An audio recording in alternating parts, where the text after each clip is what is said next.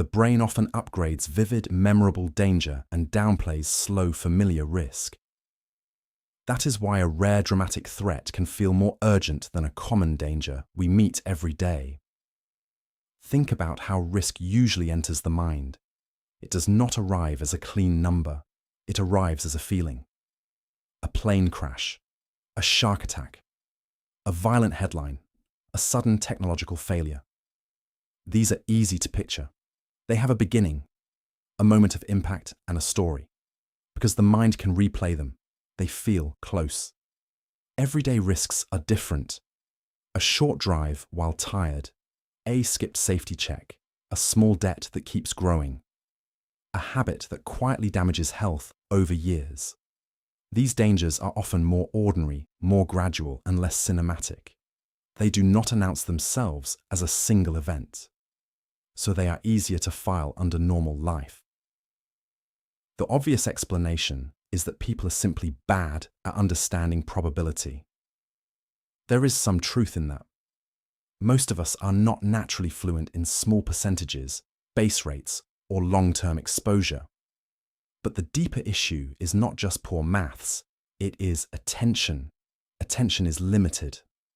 The mind gives priority to information that is emotional, recent, concrete, and easy to imagine. That shortcut can be useful. If a danger is immediate, vivid attention helps us react quickly. But the same shortcut misfires when the memorable threat is rare and the boring threat is repeated. This creates a strange reversal. A danger can feel important because it is memorable, not because it is likely. Another danger can be statistically important because it is repeated, yet feel unimportant because it is familiar. The first clue, then, is this. Fear does not measure risk directly. It measures how easily a threat can occupy the mind. A risk can feel larger simply because your mind can retrieve it quickly. Psychologists often call this the availability bias. When an example is easy to remember, the brain treats it as important evidence. The shortcut is not foolish. In many situations, frequent events are easier to recall because they really do happen more often. If you keep seeing smoke in a building, it is reasonable to treat fire as a serious possibility.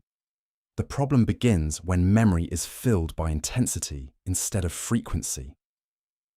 A rare event with powerful images, emotional stories, and repeated discussion can become more available than a common event that leaves no single memorable scene.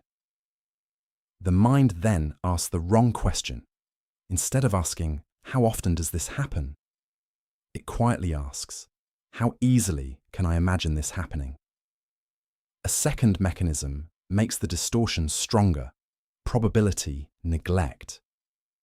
When a possible outcome is frightening enough, the exact likelihood can fade into the background.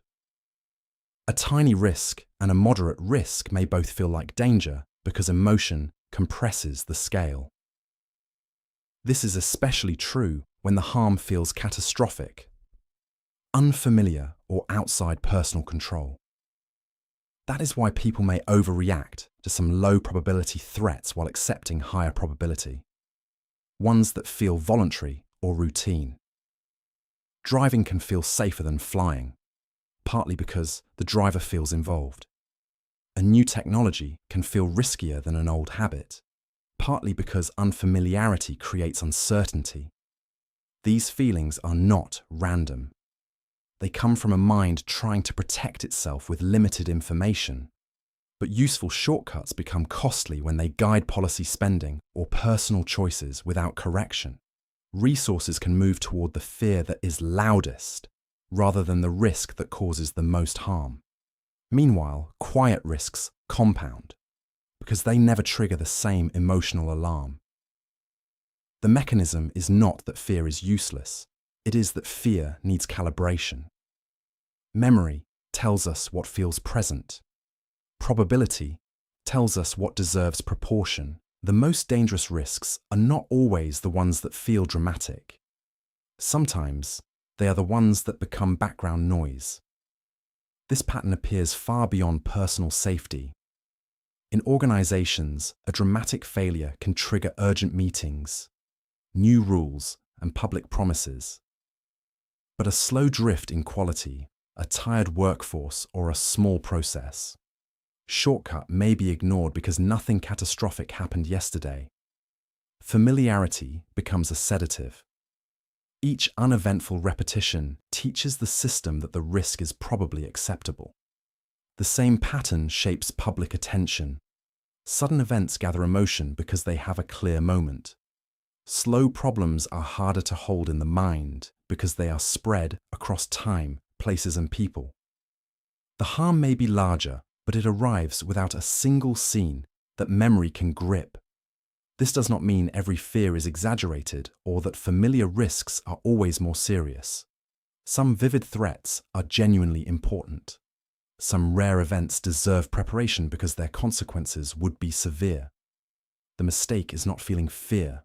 The mistake is letting vividness become the only ranking system. A useful mental model is to separate two questions. First, how loud is this risk in my imagination? Second, how much exposure, probability, and consequence does it actually involve? Loudness is about attention. Risk is about likelihood, severity, and repetition. Once those questions are separated, familiar dangers become easier to see. A small risk repeated thousands of times can matter more than a large risk encountered once. A boring failure mode can be more important than a dramatic possibility. A quiet incentive can be more dangerous than a shocking headline.